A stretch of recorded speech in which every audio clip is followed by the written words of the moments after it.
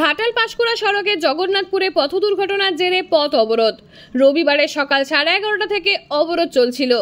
দাসপুর থানার পুলিশকে র্যাফ নামিয়ে অবরোধ তুলতে হলো। র্যাফ নামতেই ছত্রভঙ্গ হয় অবরোধকারীদের দাবি ছিল রাস্তায় পুলিশ নাকা চেকিং করার জন্যই এই দুর্ঘটনা। নাকা চেকিং করা চলবে না। তবে ঘাটাল মহকুমার অনেকেই বলছেন নাকা চেকিংয়ে সাধারণ মানুষের ভয় কিসের।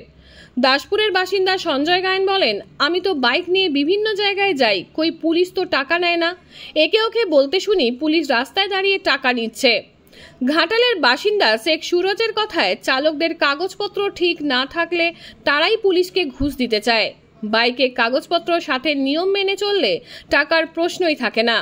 কাগজের সমস্যা, ইন্স্যুরেন্স ফেল থাকলে পুলিশ চালান কাটে, সেখানেও অনলাইনে টাকা ভরতে হয়। তাহলে রাস্তায় দাঁড়িয়ে পুলিশের টাকা তোলা, এসব কথার যৌক্তিকতা কোথায়? না আমরা নিজেরাই আইন ভেঙে পুলিশের নামে মিথ্যা দোষারোপ করছি। অন্যদিকে জানা যাচ্ছে ঘাটাল পাঁশকুড়া সড়কে দাসপুর থানার পুলিশের তরফে জগন্নাথপুর এলাকায় নাকা চেকিং চলছিল। পুলিশ দেখেই একটি বাইক পিছনের দিকে বাইক ঘুরিয়ে নিয়ে যায়। সেই সময়ই অন্য বাইকের ধাক্কা। পুলিশ দেখে বাইক চালক ভয় পেয়েছেন, মনে হয় ওই চালকের ড্রাইভিং লাইসেন্স নেই, নয় বাইকের কাগজপত্রে গড়মিল আছে। ঘাটালের এক আইনজীবী বলছেন, আপনি নিয়ম মেনে কাগজপত্র ঠিক রেখে রাস্তায় গাড়ি বাইক চালান, তারপরও পুলিশ কেস দিলে চালান কাটলে আদালতের দ্বারস্থ হন।